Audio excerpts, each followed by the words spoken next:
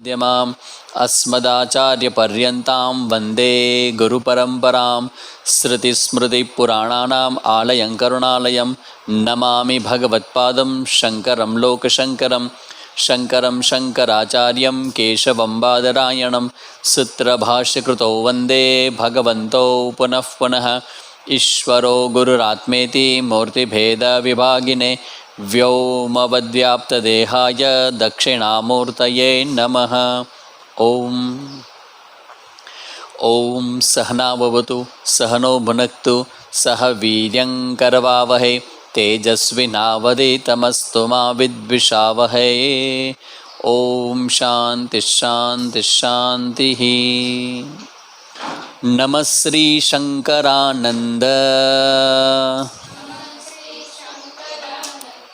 गुरुपादाम्बुजन्मने सविलासमहामोह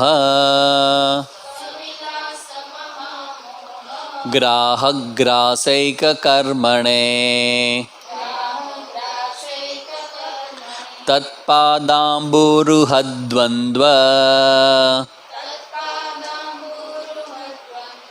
सेवा निर्मलचेतसाम् सुखबोधाय तत्त्वस्य विवेकोऽयं विधीयते।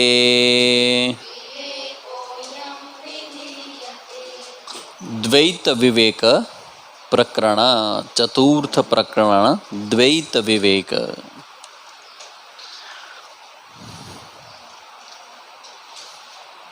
ગઈકાલે આપણે જોયું ભગવાને આ જગતને બનાવ્યું છે એના માટેના શ્રુતિનું પ્રમાણ અહીંયા આપે છે. સૌથી પહેલાં બહુશ્યામ અહમ એવાતઃ પ્રજાયેતિ કામતઃ તપસ્તપ્ત્વા સૃજત સર્વમ જગદિત્યાહ તિત્રીહી. હું પોતે જ બહુરૂપે થાવ. સંકલ્પાત્મક જગત છે. જગત છે એ ભગવાને એના સંકલ્પથી બનાવ્યું. તો સંકલ્પની શક્તિ ઇઝ માયા. આ સંકલ્પની શક્તિનું નામ જ માયા. માયાથી ભગવાન આ સંકલ્પ કરે અને સંકલ્પ પ્રમાણે બધું શક્ય બને. આ ભગવાનનો જે ચમત્કાર છે, જેને આપણે આપણા માટે ચમત્કાર છે અને ભગવાન માટે એ સ્વભાવ છે, સહજ છે બહુ. જેમ આપણે રાતના સૂઈએ ત્યારે આપણે આપણા સંસ્કારોમાંથી આપણું મન છે એ નવી સૃષ્ટિનું સર્જન કરે છે. તો કેવી રીતે સર્જન કરે? તો આપણા સંસ્કારોને ધ્યાનમાં રાખીને કરે. તો એવી રીતે ભગવાન પણ આગળ થયેલી ઇદમ અગ્રે, સૌથી પહેલાં એકમાત્ર સત હતું, પછી એને એકોમ બહુશ્યામ કર્યું, પણ એને તપ કર્યું. કેવું તપ કર્યું? તો કે એને આગળ બનેલી સૃષ્ટિઓને જોઈ અને પછી એ સૃષ્ટિ મુજબ નવી સૃષ્ટિ એને સર્જન કર્યું. ઇદમગ્રે સદેવાસિત બહુત્વાય તદેક્ષત તેજો બન્નાડ જાદીનામ સસર્જેતી ચ સામગાહા. એટલે કે બ્રહ્મ, અગ્નિ, જળ, પૃથ્વી, અંડજ, સ્વેદજ, ઉદ્ભીજ આવા પ્રકારની સૃષ્ટિનું સર્જન કર્યું. અથર્વેદની મુંડકોપનિષદમાં પણ કીધું છે વિસ્ફુલ્લિંગાહા યથા વહનેર જાયતે અક્ષરસ તથા વિવિધાસ જડાભાવા ઇત્યર્થ અથર્વર્ણે કઈ શ્રુતિ. અગ્નિથી જેમ વિસ્ફુલિંગ સૂક્ષ્મ તણખાઓ ઉપજે તેમજ અક્ષર અવિનાશી બ્રહ્મથી વિવિધ ચિદ જંગમ પ્રાણી વગેરે અને જડ સ્થાવર પર્વતાદિક સર્વ ભાવ પદાર્થ ઉત્પન્ન થાય છે એવું પણ કહેવામાં આવ્યું છે. બૃહદારણ્યકોપનિષદમાં પણ કહેવામાં આવ્યું છે અવ્યાકૃત શબ્દ વાચ્ય જે બ્રહ્મ છે તેથી નામ રૂપાત્મક જગત ઉત્પન્ન થયું વર્ણવ્યું છે. જગદ અવ્યાકૃતમ પૂર્વમ આસીદ અદ્વયા ક્રિયતાધુના દ્રશ્યાભ્યામ નામ રૂપાભ્યામ વિરાડાદિષુ તે સ્ફુટે. પૂર્વ જે જગત નામરૂપથી હતું, નામરૂપથી રહિત હતું, તે પરમેશ્વરે હમણાં દ્રશ્ય એવા નામરૂપે પ્રગટ કર્યું. એટલે અપ્રગટને પ્રગટ કર્યું. તે નામ અને રૂપ વિરાટ આદિમાં સ્પષ્ટ જણાય છે. તે કેવી રીતે જણાય છે? તે કહે છે વિરાટ, મનુ, મનુષ્ય, ગાય, ખર આ બધા નામ છે એ બધા રૂપે પરમાત્માએ બધાને ઉત્પન્ન કર્યા એમ બૃહદારણ્યક ઉપનિષદમાં પણ કહેવામાં આવ્યું છે. આવી રીતે અલગ અલગ શ્રુતિના પ્રમાણથી આ જગત છે એ ઈશ્વરે જ રચ્યું છે એમ કહેવામાં આવ્યું છે. અને આપણે તેમ જ સમજીએ છીએ કે કોઈ પણ કાર્ય હોય તેનું કારણ તો હોવું જોઈએ. તો જગત કાર્ય છે તેનું કારણ છે ઈશ્વર. કોઈક તો બનાવનાર હોવો જોઈએ, તો એ દેખાય નહીં પણ એ હોવો તો જોઈએ જ. તે રીતે ઈશ્વરની સિદ્ધિ તો થાય જ છે. કૃત્વા રૂપાંતરમ જૈવમ દેહમ પ્રાવિશદ ઈશ્વર ઇતિ તા શ્રુતય પ્રાહુર્જીવત્વમ પ્રાણ ધારણાત. હવે બ્રહ્મ જીવ રૂપે પ્રાણીઓમાં પ્રવેશ કર્યો એ પણ શ્રુતિમાં આવે છે. શ્રુતિનું પ્રમાણ એટલા માટે છે કે જે વિષયને આપણી બુદ્ધિ જાણી ન શકે એ વિષય ઈશ્વરે વેદના મંત્ર રૂપે આવીને એક જ્ઞાન આપી ગયા. ભગવાન પોતે આ જ્ઞાનને પ્રગટ કર્યું, સૃષ્ટિની સાથે સાથે જ પ્રગટ કર્યું. તો હવે આ જીવ વિશેનું હવે રહસ્ય ખોલે છે. જીવ ક્યાંથી આવ્યો, કેવી રીતે આવ્યો? તો કે છે કૃત્વા રૂપાંતરમ જૈવમ દેહે પ્રાવિશદ ઈશ્વર.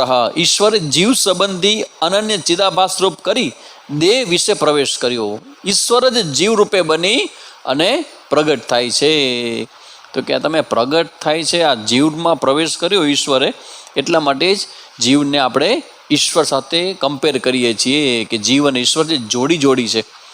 જીવ પોતે જ ઈશ્વર પોતે જ જીવ રૂપે પ્રગટ થાય છે. જીવ અને ઈશ્વરની જોડી છે. અને પછી બંનેની ઉપાધિને તમે બાદ કરો તો જેના ઉપર આ ઉપાધિ છે એ અધિષ્ઠાન બ્રહ્મ છે એ દેખાઈ જશે. અંતે જોવાનું એ છે. આ તો બધું આજથી આપણી સામે દેખાય છે એનો આન્સર આપે છે. કારણ કે આપણી તો બુદ્ધિ છે ને, આપણે બધા કેવા છીએ? બુદ્ધિશાળી પ્રાણી છીએ. અને આપણી બુદ્ધિ કેટલી છે? આપણે કોને સાચું માનીએ? બુદ્ધિમાં ઉતરે. આપણી બુદ્ધિ કેવડી છે? નાની બુદ્ધિ ને એમાં ઉતરતું નથી એટલે સાચું નથી. એટલે તમારી બુદ્ધિ તો જોવો, આમાં ક્યાં સમય આવડું મોટું જ્ઞાન. અને આ અપૌરુષે વિષયનું જ્ઞાન છે. જીવ કેમ બન્યો એ તમારી બુદ્ધિ ક્યાંથી સમજે? ચલો સમજાવીએ છીએ. હવે આ શ્રુતિનો ઉપયોગ કરે છે બતાવવા માટે. ઇતિ તા શ્રુતય પ્રાહુર્જીવત્વમ પ્રાણ ધારણાત. પરમેશ્વરે દેહ સમૂહમાં પ્રવેશ કર્યો અને પૂર્વોક્ત સૃષ્ટિ પ્રતિપાદિક શ્રુતિઓ કહે છે પ્રાણોનું ધારણ કરે છે, તેથી તેને જીવ ભાવ પ્રાપ્ત થાય છે. બસ આ જીવ છે એ પ્રાણ એટલે સૂક્ષ્મ શરીરથી એની યાત્રા શરૂ થાય છે. પણ જીવ ભાવ તમે કહો છો, પણ હજી અમને સમજાણું નહીં કે તમે જીવ કોને કહો છો. આ જીવમાં મને જરા વ્યાખ્યા સમજાવો ને. જીવ એટલે શું? હવે સમજાવે છે. ચૈતન્યમ યદ અધિષ્ઠાનમ લિંગ દેહસ્ય યઃ પુનઃ ચિચ્છાયા લિંગ દેહસ્થા તત્સંઘો જીવ ઉચ્યતે. પંચદશીકાર જીવની વ્યાખ્યા સમજાવે છે. આપણે જેને હું કહી છે એની વ્યાખ્યા અત્યારે. સૂક્ષ્મ શરીરની કલ્પનાનું જે અધિષ્ઠાન ચેતન છે, આ એક વાક્ય સમજાય તોય ભયો ભયો. આટલું વાક્ય સમજાય તોય ભયો ભયો. સૂક્ષ્મ શરીરનું જે અધિષ્ઠાન ચેતન છે તે જે સૂક્ષ્મ શરીર તથા સૂક્ષ્મ શરીરમાં રહેલા ચેતનનો જે આભાસ છે, આ ત્રણેયનો જે સમૂહ છે તે જીવ એવા નામથી કહેવાય છે.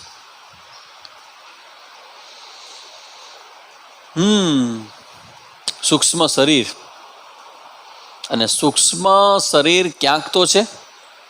સૌથી પહેલાં સૂક્ષ્મ શરીર જીવની વ્યાખ્યા છે. આપણે તો 19 તત્વોનું જીવ કહીએ છીએ. 5 કર્મેન્દ્રિય, 5 જ્ઞાનેન્દ્રિય, 5 પ્રાણ, મન અને બુદ્ધિ, ચિત્ત ને અહંકાર, 17 કે 19. તો 19 તત્વો એ સૂક્ષ્મ શરીર છે. તો આ સૂક્ષ્મ શરીર છે, આ શરીરની અંદર એટલે આ શરીર જીવંત લાગે છે. તો સૂક્ષ્મ શરીરે જગ્યા તો રોકી જ છે. કારણ કે સૂક્ષ્મ શરીરની બહાર છે કે નહીં? તમારું જે સૂક્ષ્મ શરીર તમે છે એક શરીરની બહાર છે? તો કે નથી. શરીરની અંદર છે? તો કે હા છે ને. તો એ અંદર છે ને મતલબ એમ કે એ આકારમાં છે. આકારમાં એટલે નિશ્ચિત જગાએ છે. આ 2 આંગળીની અંદર સૂક્ષ્મ શરીર છે કે નહીં?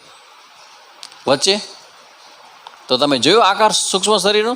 આ જે સ્થૂળ શરીર છે આટલામાં સૂક્ષ્મ શરીર છે. તો સૂક્ષ્મ શરીરે જેટલી જગ્યા રોકી છે ત્યાં ચેતન તત્વ છે કે નહીં, જેને આપણે બ્રહ્મ કહીએ સર્વવ્યાપક, તો એ અધિષ્ઠાન છે અને આ સૂક્ષ્મ શરીર છે. આ સૂક્ષ્મ શરીર અને આ અધિષ્ઠાન એ બંને ભેગા થઈ અને એને કહેવામાં આવે છે જીવ. કારણ કે આમાં શું થશે ખબર છે? જ્યારે જ્ઞાન દેવામાં આવશે ને ત્યારે આને વિવેક કરીને છૂટું પાડવામાં આવશે. અત્યારે આપણી પોતાની કૃપા આપણા ઉપર થઈ છે અને શું થઈ છે કૃપા? આપણું સૂક્ષ્મ શરીર અને આપણો હું એ બંને એક થઈ ગયા છે. એટલે શું અનુભવાય છે? હું શરીર છું, હું મન છું, હું બુદ્ધિ છું. આ હું પણ અનુભવ. શું કામ? કારણ કે ચેતન અને સૂક્ષ્મ શરીર એ બંને એક થઈ ગયા. સૌથી પહેલાં એક થઈ ગયેલા છે એ સમજાવે છે. સૂક્ષ્મ શરીરનો અધિષ્ઠાન જે ચેતન છે તે, અથવા તો એવું પણ કહેવાય કે સૂક્ષ્મ શરીર જે છે એમાં આ ચેતનનો આભાસ થાય છે. આભાસ કહેવાનો મતલબ એવો છે કે જેટલા સૂક્ષ્મ શરીરે ભાગ રોક્યો છે ને એટલા ભાગનું ચેતન. તો હવે તમે જુઓ કે બ્રહ્મ સર્વવ્યાપક છે, પણ કોઈ દી આની અંદર હું બ્રહ્મ છું કે હું આ અનંત છું કે એવું કોઈ જ્ઞાન શક્ય શા માટે નથી? કારણ કે સૂક્ષ્મ શરીર નથી. આ જ્ઞાન જ્યાં થાય છે ને સૂક્ષ્મ શરીરમાં થાય છે. સૂક્ષ્મ શરીરમાં કેવી રીતે જ્ઞાન થાય છે? સૂક્ષ્મ શરીરે જેટલી જગ્યા રોકી છે ત્યાં ચેતન છે કે નહીં? સર્વવ્યાપક બ્રહ્મ હોય, જેમ કે આકાશ છે, તો જેટલું આ શરીરે જગ્યા રોકીનું આકાશ છે કે નહીં? તો હવે એ જે આકાશ છે એ અધિષ્ઠાન છે ને એના ઉપર આ સૂક્ષ્મ શરીરનો આરોપણ છે કે જે સૂક્ષ્મ શરીરમાં બુદ્ધિ છે અને બુદ્ધિની અંદર શું છે? અવિદ્યા, અજ્ઞાન. એટલે અહીંયા શાસ્ત્રના આ પ્રમાણનો ઉપયોગ કરી અને બુદ્ધિમાં રહેલું જે અવિદ્યા છે એને રિમૂવ કરવામાં આવે છે. એ રિમૂવ કરે એટલે શું થાય? આ સૂક્ષ્મ શરીર છે જેમાં અત્યારે હું પણ થાય છે એ જ સૂક્ષ્મ શરીર આપણા માટે દ્રશ્ય બની જશે. શરૂઆત ભૂલની કરેક્શન ક્યાંથી શરૂ થશે? જે પહેલા સ્ટેપમાં થશે એ જ છેલ્લા સ્ટેપમાં થશે. આપણા ભૂલની કરેક્શનની શરૂઆત આપણે ક્યાંથી કરીએ છીએ? સ્થૂળ શરીરથી. સ્થૂળ શરીરમાં હું પણ છે કે નહીં? આપણું સ્ત્રી છો, પુરુષ છો, થાય છે કે નહીં અનુભવ? એ ક્યાં આધારથી અનુભવ થાય તમને? કોઈ જીવ હોય એ પુરુષના શરીરમાં પ્રવેશ કરે અને જન્મ લે તો પોતાની જાતે શું માને? હું પુરુષ છે માને ને? આ બધા પુરુષ બેઠા છે, એની અંદર સૂક્ષ્મ શરીર છે કે નહીં? પછી સ્ત્રી છે એની અંદર સૂક્ષ્મ શરીર છે કે નહીં? તો સૂક્ષ્મ શરીર છે, પણ એને ઓઢેલું ઉપરનું જે સ્થૂળ શરીર છે એનું આવરણ છે એનાથી પોતાની આઈડેન્ટિટી છે કે નહીં?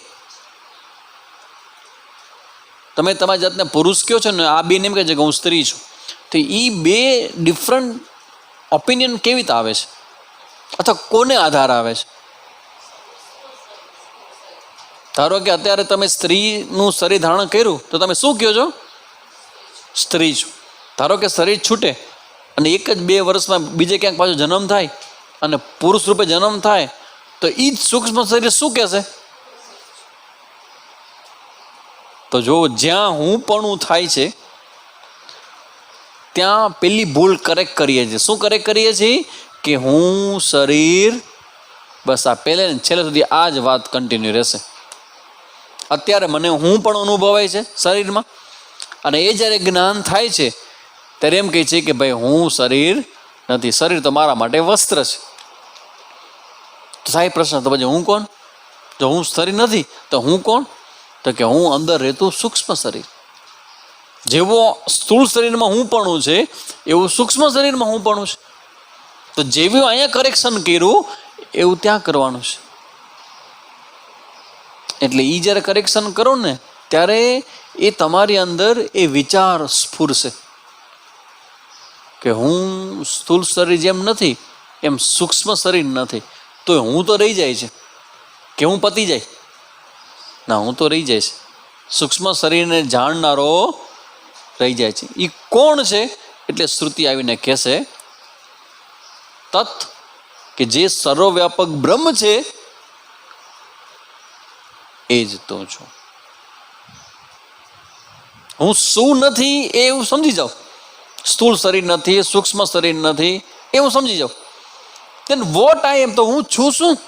કારણ કે હું નથી એમ તો પ્રશ્ન નથી કહેવાનો, હું તો છું જ. તો જો હું સ્થૂળ શરીર નથી, સૂક્ષ્મ શરીર નથી, તો પછી હું શું છું?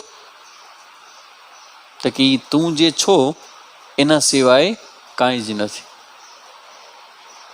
તો કે તું શું છો? તું જે માનતો તો એનાથી સાવ જુદો છો. તો સાવ અલગ. તું જ્યારે શરીરને હું કહેતો હતો ત્યાં શું માનતો હતો? મારો જન્મ અસ્તિ, જાયતે, વર્ધતે, વિપરિણમતે, અપક્ષીયતે, વિનશ્યતિ. અસ્તિ, જાયતે, વર્ધતે, વિપરિણમતે, અપક્ષીયતે ને વિનશ્યતિ. ગર્ભમાં આવે, જાયતે જન્મ થાય, માના ગર્ભમાંથી બહાર આવે, વર્ધતે વિપરિણમતે વિકાર થાય, અપક્ષીયતે નષ્ટ થવા માંડે, અને વિનશ્યતિ. આ વાત કોના માટે છે? સ્થૂળ શરીર માટે. આ વ્યાખ્યા કોના માટે છે? અસ્તિ, જાયતે, વર્ધતે, વિપરિણમતે, અપક્ષીયતે, નશ્યતિ કોના માટે છે? સ્થૂળ શરીર માટે. અને હવે હું શું માનું છું? આ તો મારા માટે છે. કારણ કે મારો જન્મ થયો, હું મોટો થયો, અને હવે મારા શરીરનો વિકાર થયો. આખો દી વજન જોયા કરો, મારું વજન કેટલું છે, મારું વજન કેટલું, મારું વજન કેટલું છે, મારું વજન કેટલું. બહુ વધી ગયું, બહુ વધી ગયું. કા વધતું જ નથી, વધતું જ નથી, વધતું જ નથી. કોનું? શરીર. કાંઈ પણ કીધા કર્યા વગર આપણે બહુ સ્પષ્ટપણે માનીએ છીએ મારું. કાગળમાં લખીને મને આપો કે તમે જ્યારે વજન કરો ત્યારે તમે એમ માનીને જ કહો છો કે મારું વજન જ શરીરનું છે. ઇમ્પોસિબલ છે, ઇમ્પોસિબલ છે. આ શું કહેવાય? દેહાત્મ બુદ્ધિ. પેલા હું કેવી લાગતી હતી? વન્સ અપોન એ ટાઈમ. ક્યારે? 20-25 વર્ષ પહેલા, 30 વર્ષ પહેલા. હવે કેવી લાગુ છું? હવે તો ફોટા પાડવાનું બંધ કરી નાખ્યું કે ફોટામાં આગળ જોઈ જાય, આગળ જ વહી જાવ એમ. તો કે એ સમયે જે મારા ફોટા આવતા હતા, હા હા. હવે તો કે હવે તો છોકરા રોતા તો બંધ થઈ જાય રોતા, મારો ફોટો જોવે ત્યાં ગભરાઈ જાય. કેમાં વિકાર આવ્યો? સ્થૂળ શરીર. આ ભૂલ છે ને, એ પહેલેથી લઈને છેલ્લે સુધી એક સરખી ભૂલ છે, સેમ છે, કોઈ ફરક નથી એમ. એટલે અહીંયા જીવની જ્યારે વ્યાખ્યા કરે ને ત્યારે એ ધ્યાનમાં રાખીને કરે છે. આગળ જઈને જ્યારે ભેદ કરશે, બે અલગ કરશે, વિવેક કરશે, ત્યારે સૂક્ષ્મ શરીરનું આધાર જે અધિષ્ઠાન છે ને એટલો, ધેટ ઇઝ બ્રહ્મ. અને સૂક્ષ્મ શરીર અને સ્થૂળ શરીરમાં હું પણ છે એનો ત્યાગ. શ્રુતિ નહીં બતાવવું સત્ય, અને એ આપણે માનવા તૈયાર નથી. એમ કેમ હોય? પણ શ્રુતિના પ્રશ્નનો જવાબ તમારી પાસે નથી કે તમે પંખાને જોવો છો, તમે લાઇટને જોવો છો, તમે અહીંયા પણ હું પણ નથી કરતા. તો આ શરીર છે, તો એ શરીર આની જેમ જ દ્રશ્ય છે, આની જેમ જ વિકારી છે. તો તમે તમારા શરીરને જાણો છો, તો તમે તમારા શરીરને જાણો છો તો ખુરશીને કોઈ દી હું નથી કહેતા. તમારા શરીરને શું કામ તમે હું કહો છો? કારણ કે આ શરીર તમે મૂકી દેવાનું છે, એક દિવસ મૂકી દેશો. સમાધિમાં સૂક્ષ્મ શરીરમાં હું પણ મૂકી દેવામાં આવે છે. સમાધિ લાગે ને ત્યારે સૂક્ષ્મ શરીરમાં હું પણ મૂકી દેવામાં આવે, તો તમે રહી તો જાઓ છો. સુસુપ્તિમાં તો સૂક્ષ્મ શરીર તમારું હું રૂપે છે જ નહીં. સુસુપ્તિમાં ડીપ સ્લીપમાં જાઓ તો મનમાં ત્યારે કેટલા બધા તમારા વમણો ચાલે છે. રાતના સામે જે ઊંઘ જ નથી આવતી. એ કેમ નથી આવતી? વિચારો બંધ જ નથી થતા. સુસુપ્તિમાં વિચારો આવે. હવે તમે તમારા જીવનમાં કોઈ દી ન પૂછ્યો એવો પ્રશ્ન તમને પૂછો, તમે કોઈ દી વિચાર્યું નથી એવું? તમને વિચારો આવે છે કે નહીં? ભલે ટાઈમે નથી આવતા મને ખબર, યોગ્ય વિચાર યોગ્ય સમય નથી, પણ વિચારો તો આવે છે કે નહીં? આ વિચાર અને તમારો સંબંધ શું છે, રિલેશન શું? તમે વિચાર છો કે તમને વિચાર આવે છે? હું વિચાર છું કે હું વિચાર કરું છું?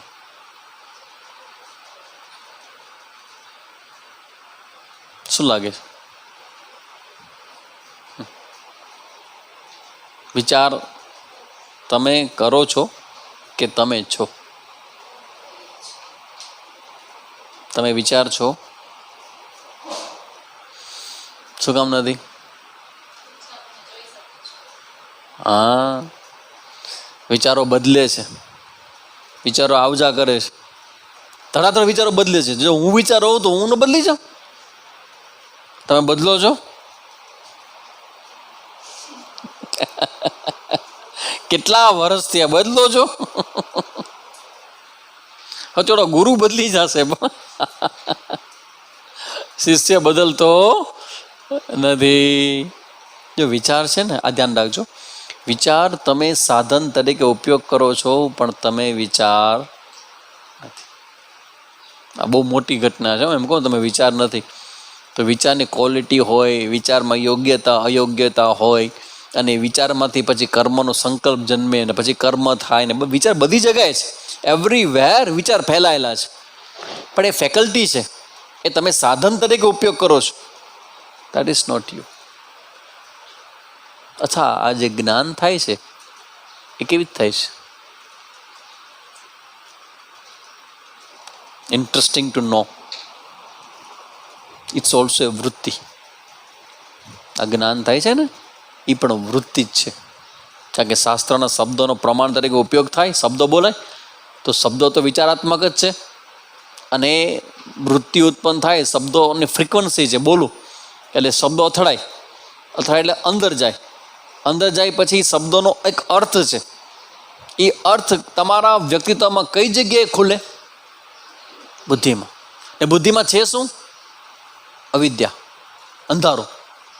બુદ્ધિમાં અંધારું છે, અને ન્યા પ્રકાશ થાય આ શબ્દોનો, અર્થનો. શબ્દો તો વયા જાય બોલીને,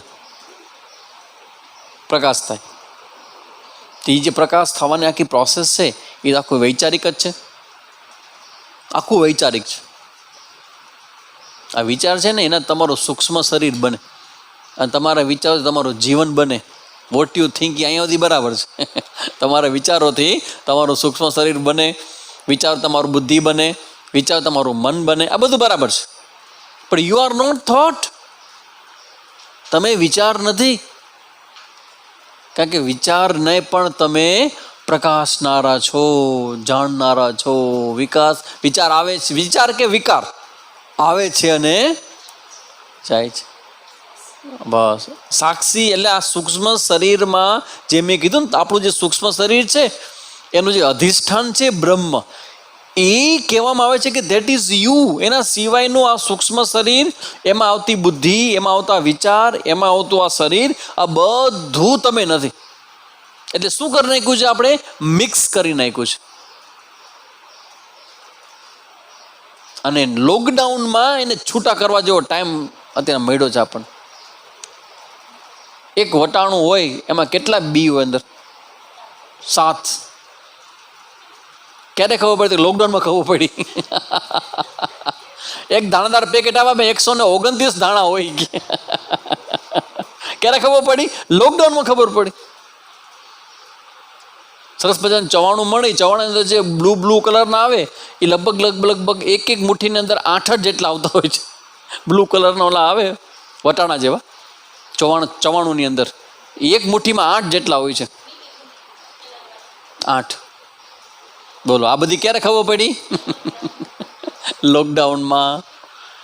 ધેટ ઇઝ કોલ્ડ થોટ. તો અહીંયા કહે છે ચૈતન્યમ યદ અધિષ્ઠાનમ લિંગ દેહશ્ચય પુનઃ. લિંગ દેહ આપણે કેટલા વખત ચર્ચા કરી લિંગ દેહની, પહેલા પ્રકરણમાં ચર્ચા કરી. ત્યાં સૂક્ષ્મ શરીરને કહેવાય છે લિંગ દેહ. તો કહે છે ઈ ધેટ ઇઝ કોલ્ડ જીવ. એટલે ચૈતન્ય અને લિંગ દેહ એ ભેગું થાય ને એટલે જીવ બને. એટલે હવે જ્યારે જ્ઞાન દેવામાં આવે, જીવને જ્ઞાન દેવામાં આવે, તો એ જ્ઞાન આને કેમ નથી દેવામાં આવતું? ચૈતન્ય તો આમાંય છે. હે, આમાં શું નથી? લિંગ દેહ નથી, આમાં બુદ્ધિ નથી. કારણ કે અજ્ઞાન અવિદ્યા રહીએ ક્યાં? બુદ્ધિમાં. બુદ્ધિ જ નથી.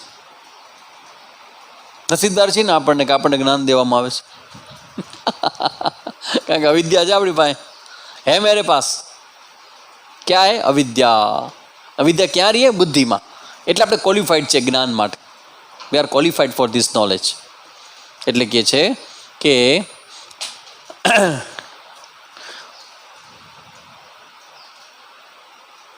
ઈશ્વર પોતે જીવરૂપે દેહમાં પ્રવિષ્ટ કરે છે, તો પછી જીવરૂપ થયેલા ઈશ્વરને અજ્ઞાનીપણું, દુઃખીપણું ઇત્યાદિ વિરુદ્ધ ધર્મયુક્તતા કેમ છે? ઈશ્વર જ્યારે જીવ બની જાય તો પછી જીવમાં દુઃખી છે ને સુખી છો ને આવું બધું કેમ અંદર બધું પડ્યું છે? બધું એક ભાઈ પ્રશ્ન એવો કરતો ને કે પ્રશ્ન કરતો હું સમજો ને શું પ્રશ્ન કરે છે. ભાઈ બોલતા જ ગયા. કાકા હતા, જેનો ચહેરો બધું મને યાદ છે, પોપટ જેવું નાક હતું એનું મોટું.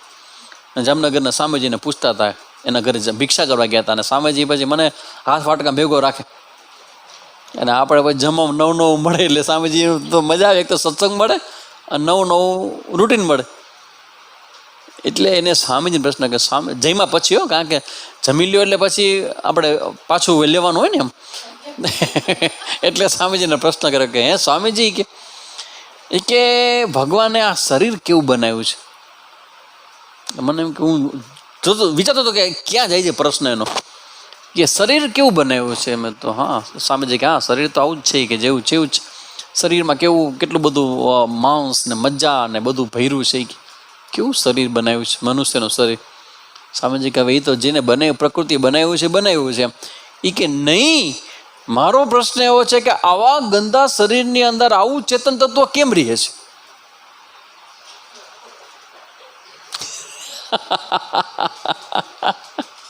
ચકરી ખાઈ ગયો હું. આવા શરીરની અંદર આવું ચેતન તત્વ કેમ રહે છે?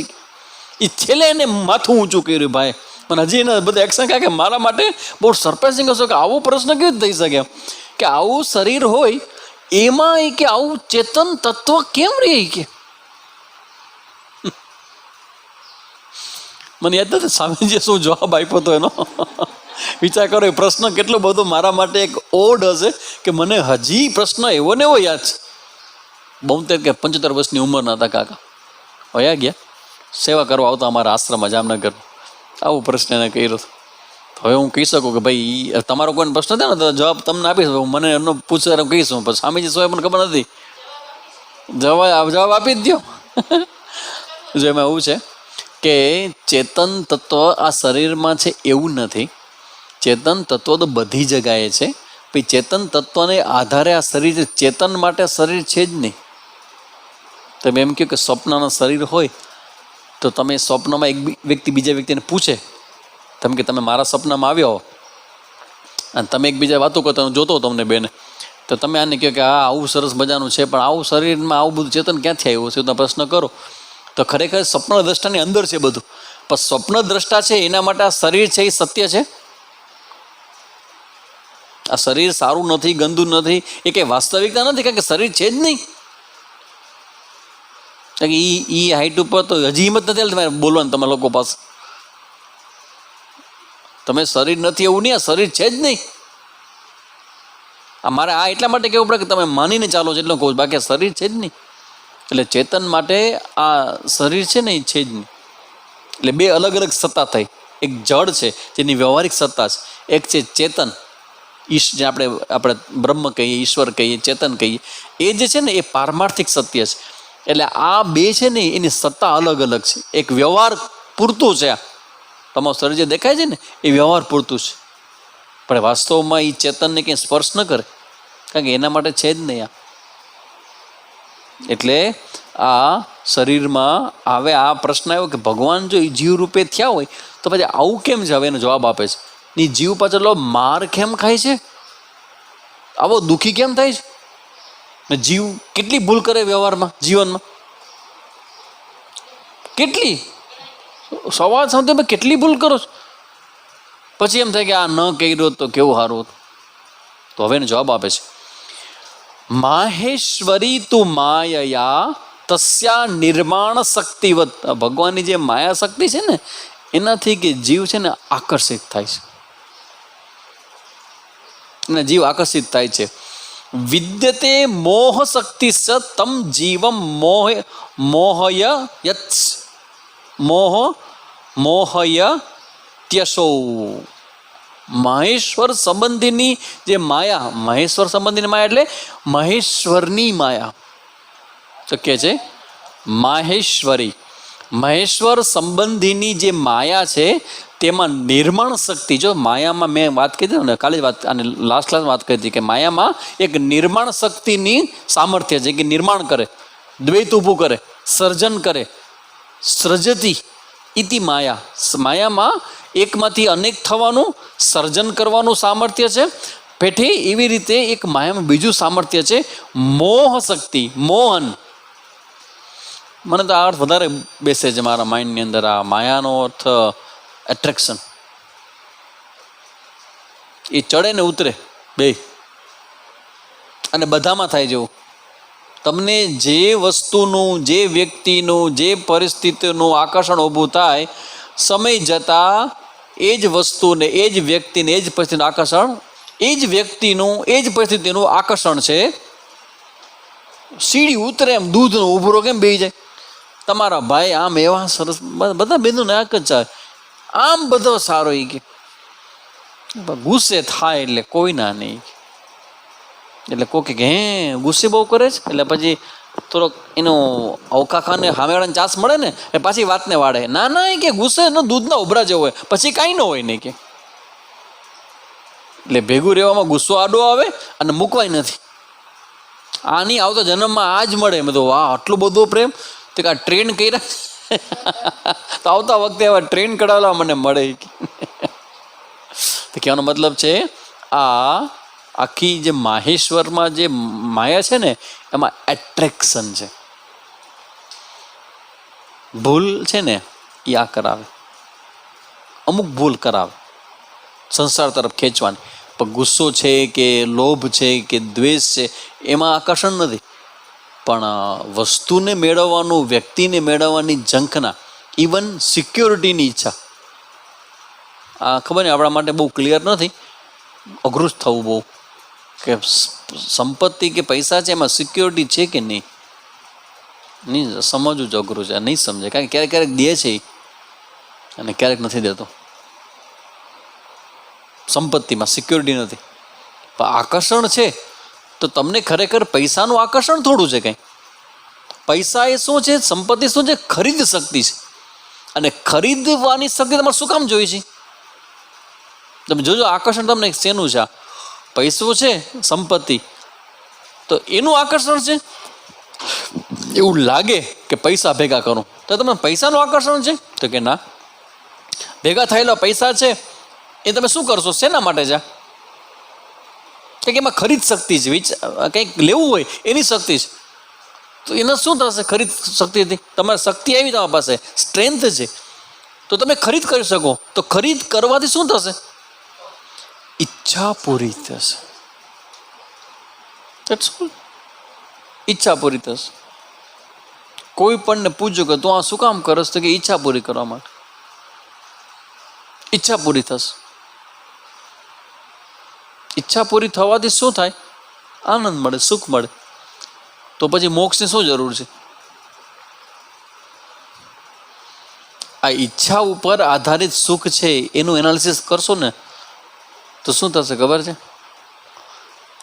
અમારી ટીમ તમને બહુ એટ્રેક્ટિવ લાગશે. જે વ્યક્તિ ઈચ્છાના સાયકોલોજી, આખી મનનું આખું ચલણ વલણ છે, આખું એટીટ્યુડ છે, આખું ઈચ્છાનું જે રહસ્ય છે ને એ જે વ્યક્તિ જાણી જાય ને એ ધીમે ધીમે એનાથી દૂર રહેવા માંડે, એનો રિસ્પેક્ટ વયો જાય.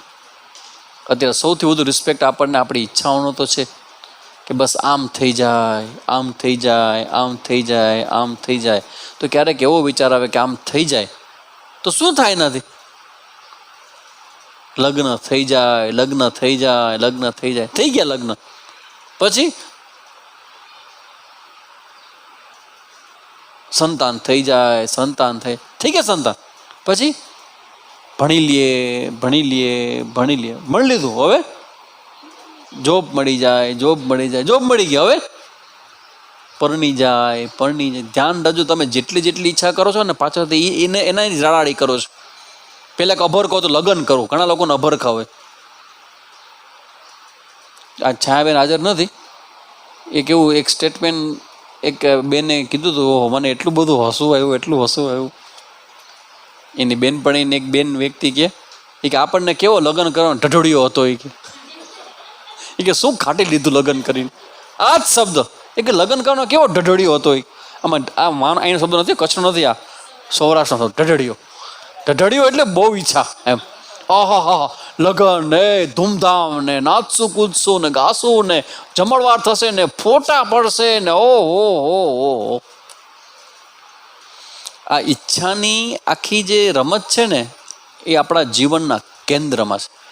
જીવનને જો તમારે હળવું કરવું હોય ને, રિલેક્સ જીવનને, તો તમે એક નવી રમત શરૂ કરો. અઘરી છે, હું માનું છું અઘરી છે, 100% અઘરી છે, પણ ટ્રાય તો કરો કોક વાર. તમારી ઈચ્છાને ક્યારેક એમને બાજુમાં મૂકી દો કારણ વગર. ઈચ્છા થઈ મને નથી કરું, મને ગમે એવું થાય તો આઈ વિલ બી હેપી, પણ નથી કરું. કેમ તો ઈચ્છા થઈ ને એટલે. કોક વાર એવું કરો, થોડુંક એનાથી સહેલું આપો કે ઈચ્છા થાય ને તો એના પૂરું થાય ને એનો જે આગ્રહ છે ને એની થોડી હવા કાઢવાની શરૂ કરો. હું તમને શું શીખડાવું છું ખબર છે? કોઈને ખબર છે આ કુકરી ક્યાં જશે? કોઈને જજ કરી શકો છો હું શું શીખડાવું છું? મારી કુકરી ક્યાં જાય છે ખબર છે કોઈને? એક એવું તમે શીખો કે ઈચ્છા મારી પૂરી ન થાય ને મૂકી દો, ઇટ્સ ઓકે. આગ્રહ છોડી દો. આ હું જે શીખડાવું છું એ ક્યાં જાય કુકરી ખબર છે? હા કરેક્ટ. એમાંથી બરાબર સ્વીકાર. એમાંથી આગળ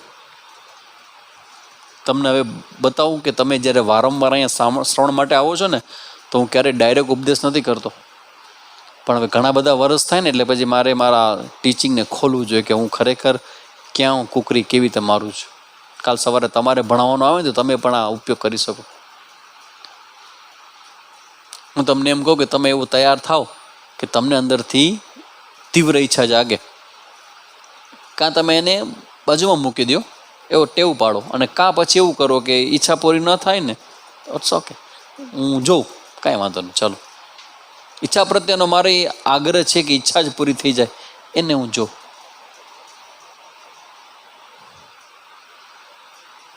તમારા જીવનમાંથી ગુસ્સો વયો જશે. તમે કહેતા હતા ને હમણાં સ્વામીજી ફ્રીજ, સ્વામીજીનો ફ્રીજ તો અહીંયા જ છે કે બધા આજુબાજુના બધા સાધકો બહુ વારે સ્વામીજી તમે આટલા બધા શાંત કેમ રહી શકો છો? હેન્ડલિંગ કરું છું, થઈ જાય એવું નથી, હેન્ડલિંગ કરું છું હું. અંદરથી એકદમ આવે કંઈક ટેવું પાડી છે. ઓકે, તમે મારી વાતને સ્વીકારવા તૈયાર નથી. સમજો ઓકે, શું કામ? કારણ કે તમારી શું કામ નથી હોતું? કારણ કે તમને નાનપણથી તમે આવી રીતે હેન્ડલ કરતા આવ્યા છો. તમારા પેરેન્ટ્સ, એના પેરેન્ટ્સ આમ જ હેન્ડલ કરતા આવ્યા છો. ન શું થાય, ન કેમ થાય? તીવ્રતા. ઓકે ચલો, શું થઈ શકે છે એ કરો. હાલી શકતા નથી, શું કરશો? તો જે જગ્યાએ દુખે છે એ ભાગ ઊંચો રાખો અને બીજા અંગૂઠાથી અને પેલીથી હાલી કીધું ઓવર ફિનિશ. કમ્પ્લેનની ક્યાં જરૂર છે? કમ્પ્લેન શું એમાં?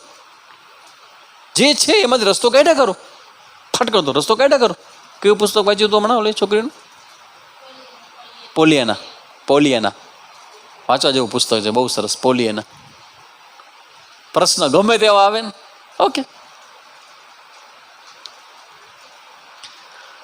This is the way you can win your self. બહારના જગતને જીતવાની જરૂર નથી. અને આજે તમે ખુલ્લા દિલે કહી દો કે સામેજી વાંક મારો જ છે. ત્યાં સુધી એ નહીં કહો ને ત્યાં સુધી તમે તલવાર નહીં મૂકો. આંખ બંધ કરીને ખોલીને કહી દો કે વાંક મારો જ છે, વાંક મારો જ છે. શું વાંક મારો છે કે બસ હું જતું નથી કરી શકતી, હું સાચો છો ને તું ખોટો છો, એ તો વ્યવહાર છે. વ્યવહારમાં તો એનીથિંગ કેન બી રેશનલાઇઝ. કોઈ પણ વ્યક્તિ પોતાની વાતને સિદ્ધ કરી જ શકે કોઈ પણ રીતે. એ મહત્વનું નથી. હું એવું એટલા માટે બતાવું છું કે શાંતિ જીવનમાં કેવી રીતે આવે. લોકોને બદલાવીને, લોકો ઉપર કંટ્રોલિંગ કરીને, મેનેજ કરીને તમારો માની જાય, તમને મજા આવે એમ. તમારું માની જાય એટલે તમને આ રહસ્ય શરીર છોડશો ને પછી ખબર પડશે તમને માનનારા ઈચ્છતા હતા કે તમે ન હો તો સારું. તમને જે માનનારા છે ને, તમે જેમ કહો એમ કરે, તમે જેમ કહો એમ કરે, તમે જેમ કહો એમ, અંદરથી ન ગમે ને, અને અંદરથી તમે મૂકી દે પડતા કે જાય તો સારું. કોની ગમે એવું? તમારા વિશે હું વિચારતો કે આ ન હોય તો સારું. બહારથી તમે જેમ કહો એમ, કારણ કે બહારથી તો તમે કંટ્રોલ કરી લીધો, અંદરથી તમને એટલો જ દ્વેષ છે કે આ વ્યક્તિ કેવો ખરાબ છે. તમને ક્યારે ખબર પડશે? ત્યાં તમારામાં બાજી નહીં હોય ત્યારે. શરીરમાં છૂટી જાય ને માણસ એટલે શાંત થોડોક થઈ જાય, એ જાણી લે બધું કે હું જેને ઉપર આટલો પ્રેમ કરતો હતો કે કરતી હતી, જેને હું મારા પોતાના માનતા હતા, એ મારાથી 50 નહીં 500 ગામ અંદરથી દૂર હતા. એટલે કોઈ વ્યક્તિ સાથેનું તમારું જે વ્યવહારમાં નજદીકતા હોય ને, એ ફિઝિકલી હોય, ઇન્ટરનલી તો તમારા સ્વભાવ ઉપર ડિપેન્ડ કરે. ને આજથી બદલવાનો પહેલો નિયમ, સ્વભાવ બદલવાનો, આઈ એમ રોંગ, હું ખોટી છું. ક્યાં ખોટી છું? બસ મારી ઈચ્છા મુજબ થાય ને એ જ ખોટું છે. પ્રેક્ટિસ કરું. મને એમ લાગે છે આમ થવું જોઈએ, ન થાય કંઈ વાંધો, કારણ કે જ્યારે તમે શરીર છોડી દેશો પછી એવું જ થવાનું છે. હે એમ જ થવાનું છે ને. તમે જ્યારે શરીર છોડશો પછી તો જે બીજી વ્યક્તિ છે એને મન પ્રમાણે જ કરવાના છે. તો પણ અત્યારથી તમે જોઈને જાઓ નહીં, પછી તમારે જોઈને જાઓ કે અત્યારે જોઈને જાઓ. આ હું શું શીખડાવું છું? સાસુ વહુના ઝઘડામાંથી કેમ મુક્ત થવાય. જેટલી આ મધુબેન સક્સેસફુલ સાધુ છે, સાસુમાં છે, સાધુ પણ છે. મધુબેન સક્સેસફુલ સાસુમાં છે, છાયાબેન સક્સેસફુલ સાસુમાં છે. એ બંનેમાં કોમન એ છે કે એ કંટ્રોલિંગ ને મેનેજમેન્ટ છે ને એનું બહુ ઓછું કરી નાખ્યું. અને એ ઓછું કરવાને કારણે એને ને બીજાને જે શાંતિ થાય એને નજદીકતા વધી ગઈ. આ તમારો સ્વભાવ છે ને કે તમને સારું કામ કરતા આવડે છે, એ જ તમારો પ્રોબ્લેમ છે. મને બધું ચોખ્ખું ચાણાક જોઈએ, મને બધું વ્યવસ્થિત જોઈએ. મારા ઘરમાં તમે જો આ જ હશે કે આમ જ હોવું જોઈએ. બસ તારો આજ, કચ્છીમાં શું કહેવાય ને? બસ તારો આજ વાંધો છે ને કચ્છીમાં તો જો એ જ વાંધો હોય. બસ શબ્દ માટે કંઈ છે કચ્છીમાં સ્પેશિયલ નથી ને? તો જો એ જ વાંધો હોય, તો જો ને, તો જો એ જ વાંધો હોય. આ પંચદશી આપણે ભણીએ છીએ ને, એ માત્ર આપણે કોગ્નેટિવ છે, માત્ર બુદ્ધિમાં આપણને જ્ઞાન થાય એટલા પૂરતું નથી, એ તમારા વ્યવહારમાં આ જ્ઞાન આવે. એ તો બહુ મહત્વનું છે ને. તમને આખું ગ્રંથ સમજાઈ ગયો, તમે કોઈકને સમજાવી પણ શકો, એને શું કરવાનું? મહત્વનું એ છે કે સાંભળીને ઊભા થાવ તો એક નવા વિચારથી ઊભા થાવ કે ના, હવે મારા જીવનમાં આ ન જોઈએ. એટલે તમે બધાને કીધું જે સારું સારું કામ કરે છે, ચોખ્ખું કામ કરે છે, અને આખો જગત તમારું વખાણ કરે છે, પણ હું કહીશ કે તમારો આ તમે દુઃખ ઉત્પન્ન કરે તમારા જીવનમાં, કે બીજી વ્યક્તિ સાથે રહેવું હશે અને એ વ્યક્તિ આવું નહીં કરી શકે ને, તો તમારા એ દુઃખના દિવસો ક્લાસમાં નહીં હોય પણ ઘરે જઈને ચાલુ. દરેક સાસુમાના ક્લાસ, સાસુમાં બનતા પહેલાં અને ક્લાસ લેવા જોઈએ કે તમે કેટલા % તમારી ઈચ્છાને મૂકી શકવાનું સામર્થ્ય ધરાવો છો. પછી તમારું જ્યોતિષમાં કહેવામાં આવશે કે તમારું સાસુ વહુનું જીવન કેવું હશે. ને ઘણાના મગજમાં ખબર નહીં, મને કે એવું આમ ભૂસું ભરાઈ ગયું છે. સાચું તો હું કહી જ દઉં, હું એને ભૂસું જ કહું છું. દુઃખનું કારણ હું જરાય સહન ન કરું. હું એને જ કહું કે તમારા વિશે કોઈક સાચું બોલી જાય, તમે સહન કરશો? તમારો સત્ય છે કે તમે નોર્મલ નથી, થોડા ક્રેક છો. શું કરશો? સાચું ક્રેક, એબનોર્મલ. વ્યવહારમાં ભૂલ થઈ જાય, સાવ સામાન્ય ભૂલ તમારા થાય, નોટ નોર્મલ. કોક તમને તમારે સાચું કહે, તમે સ્વીકારશો? તમે એમ કહો છો કે હું સાચું કહી જ દઉં. તો કોક કહેશે સાચું તો ગમશે? શેનું કહી જાય? મને શેનું કહી જાય કે તમારું ભૂલ તમને ન કહેવાય? Double standard. યાદ રાખજો, હું ક્યારનો કહું છું કે આખી ઈગોની રમત છે. આ ગુસ્સો, કંટ્રોલિંગ, મેનેજમેન્ટ, આખું ઈગોની રમત છે, અહંકારની.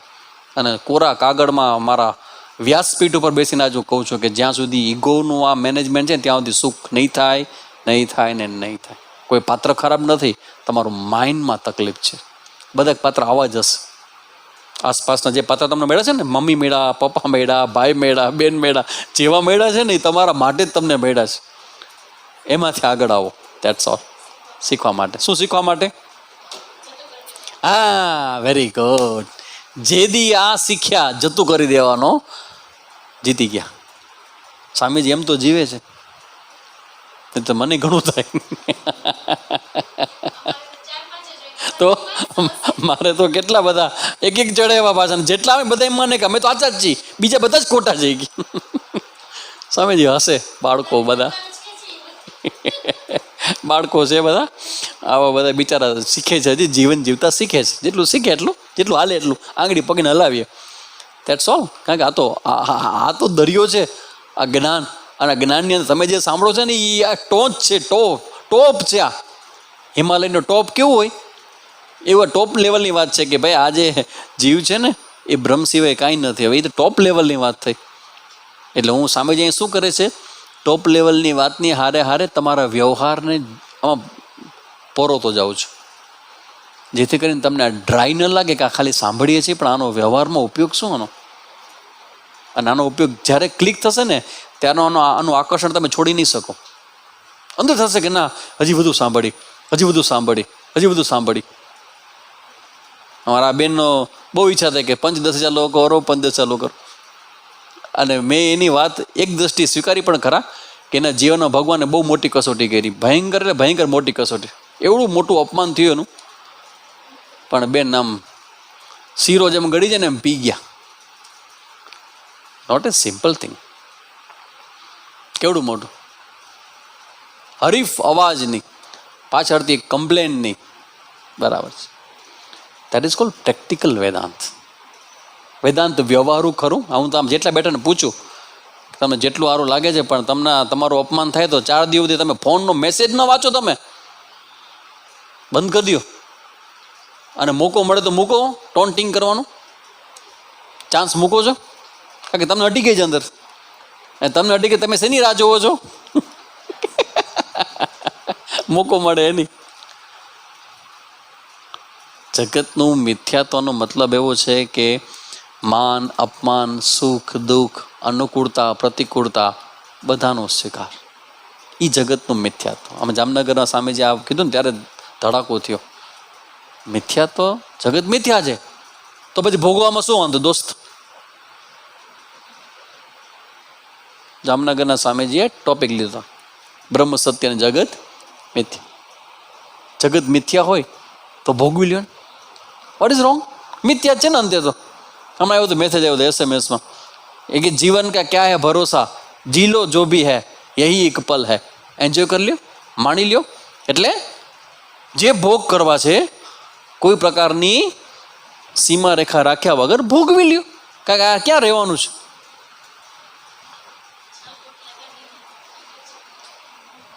મિથ્યા છે તો ભોગવી લ્યો.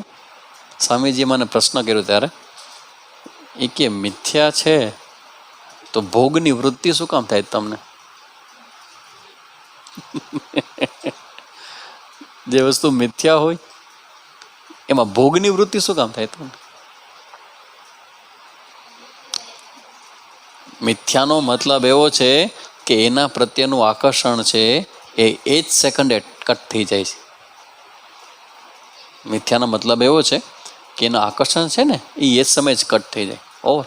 આકર્ષણ હોયું છે, જેવું છે એવું હશે, દેટ્સ ઓલ. સ્માઇલ કરે, દેટ્સ ઓલ.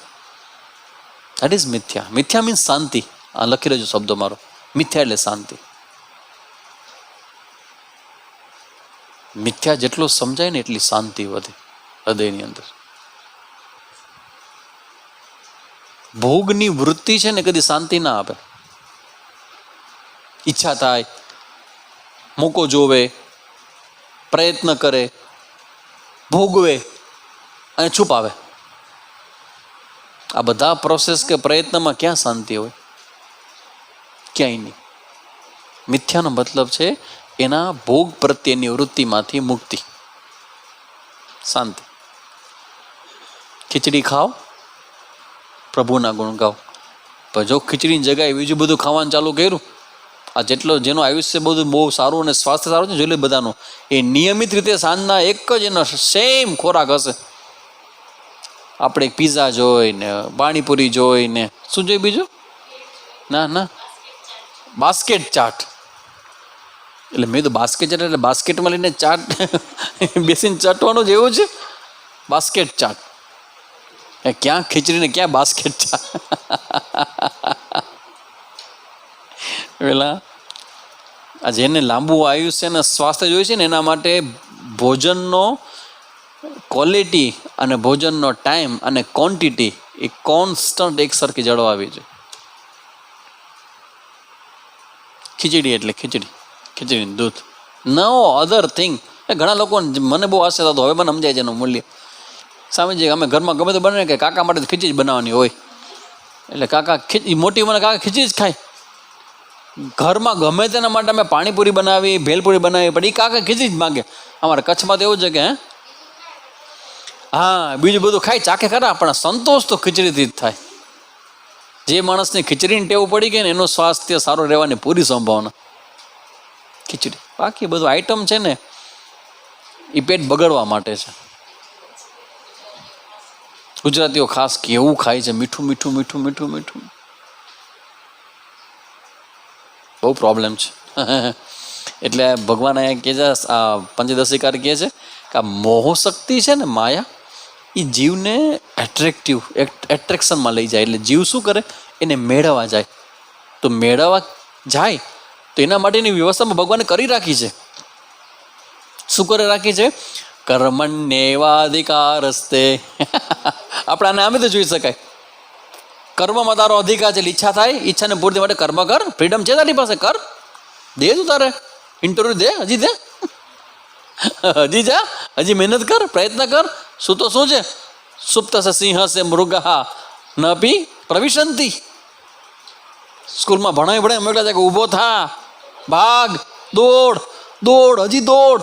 જો ઓલો ક્યાં પહોંચી ગયો, જો ઓલો લાગી ગયો, આ લાગી ગયો, રહી તું જ ગયો છો, ભાગ હજી. પૂછરી ઉંબાડા જ કે ભાગ હજી, ભાગ હજી, ભાગ હજી, ભાગ. હે ભાગ મિલ્ખા ભાગ.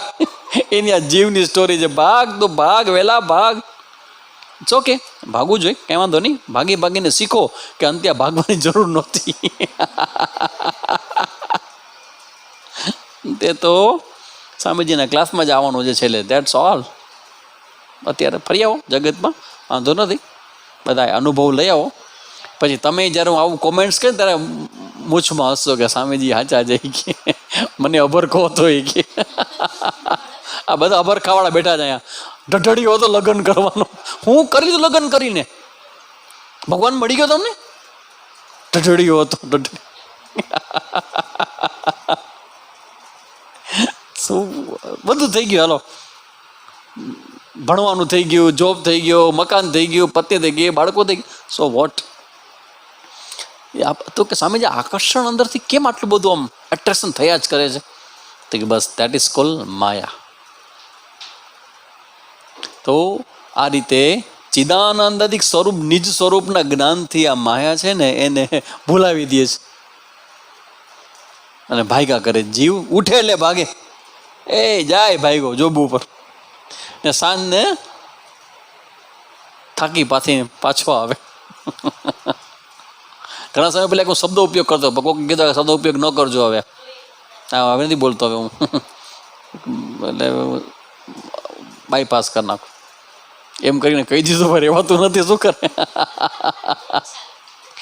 સવારનો ગયો હોય, સાંજના બિચારો આવે થાકી પાકે ને ઘરે. એટલે કહે છે આ માયાની મોહ શક્તિ તે જીવને મોહ કરે છે એમ કહ્યું. તેથી પણ શું સિદ્ધ થયું તો કંઈ બતાવે છે. મોહાદ અનિશતામ પ્રાપ્ય મગ્નઃ વપુષી શોચતી ઈશ સૃષ્ટિમિદમ દ્વૈતમ સર્વ મુક્તમ સમાસતઃ પૂર્વોક્ત મોહ વડે અનિષ્ટતાને પ્રાપ્તિને અર્થાત ઈષ્ટ વિષયની ઈચ્છાને અનુકૂળ વસ્તુની પ્રાપ્તિ અને અનિષ્ટ પ્રતિકૂળની અપ્રિય વસ્તુની નિવૃત્તિ કરવામાં અસમર્થ થઈને શરીરમાં નિમગ્ન થયેલો શોચ કર્યા. શોચ એટલે દુઃખી થયા કર. ઈચ્છા પૂરી ન થાય એટલે દુઃખી થાય, અને ન ગમતું થાય એટલે દુઃખી થાય. તો શરીરમાં બેસીને સોચ વિચાર કર્યા છે કે દુઃખી થયા કરે. અરે રે ભગવાન આ જીવન આપ્યું, પણ નેક્સ્ટ લાઈફ આપણે તો આટલી વસ્તુઓ ધ્યાન રાખજે. હા, પૂછવામાં આવે કે કોઈને કહેવામાં નહીં આવે, પણ તમે કયા પાત્રો નેક્સ્ટ લાઈફમાં ઈચ્છતા નથી તમારા નાટકમાં લખાવો તો.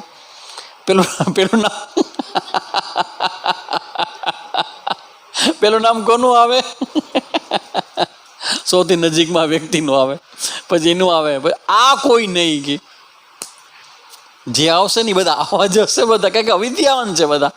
અવિદ્યાવાળા તો ખેપાની હોય, તલવારો ખેંચવાળા હોય, મારામારી કરનારા હોય, જીદ કરનારા હોય, ગગલાવી નાખે, બધું કરી નાખે. અવિદ્યાવાન એ તો રહેવાનું જ. એટલે આ જીવ છે એ આ રીતે પોતે નિમગ્ન થયેલો સોચ, એટલે કે સોચતી. સોચતી શબ્દ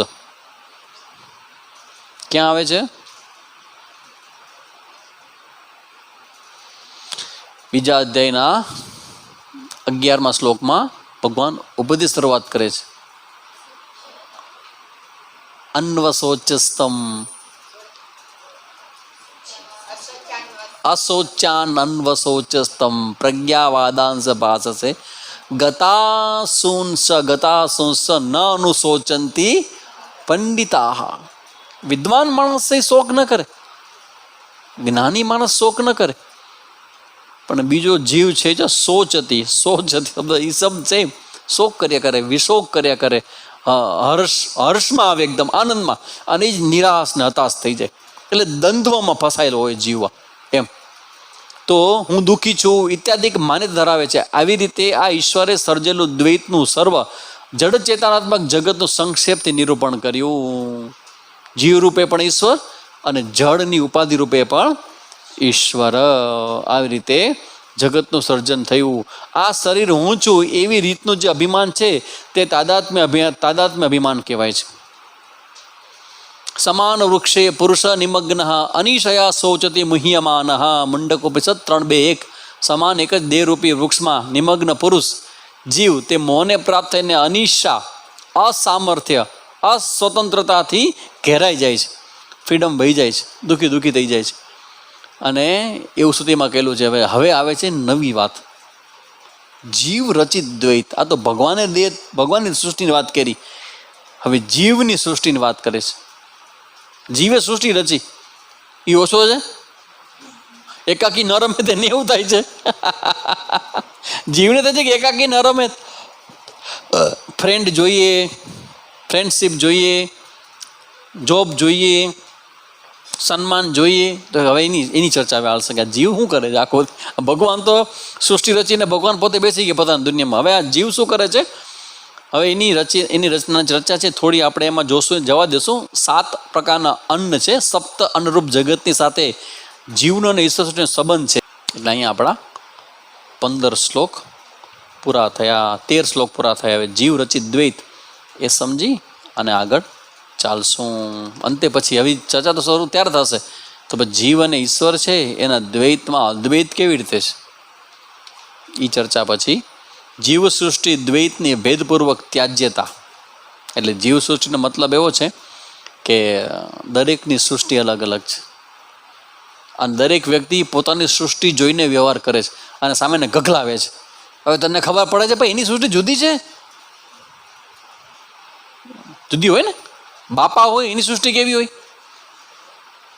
જુદા પ્રકારની. છોકરાની સૃષ્ટિ કેવી હોય? બે ભેગી થાય અને બાપા અને છોકરાનો ઝઘડો થાય. શું કામ? બાપાની સૃષ્ટિ વિચારે ને છોકરાની બેની સૃષ્ટિ અલગ અલગ. અને પછી પંખો તો એક જ છે, આમ ન થાય આમ જ કરે, તો કે આમ નથી પપ્પા આમ જ થાય, તો કરે ને આમ જ થાય. દરેકની પોતાની સૃષ્ટિ છે. અને બધાને ઝઘડા કેવા છે, અને સૃષ્ટિમાં બધાને ઝઘડાનો એક જ કોમન સોર એવો છે કે હું સાચો છું, સામેવાળો ખોટો છે.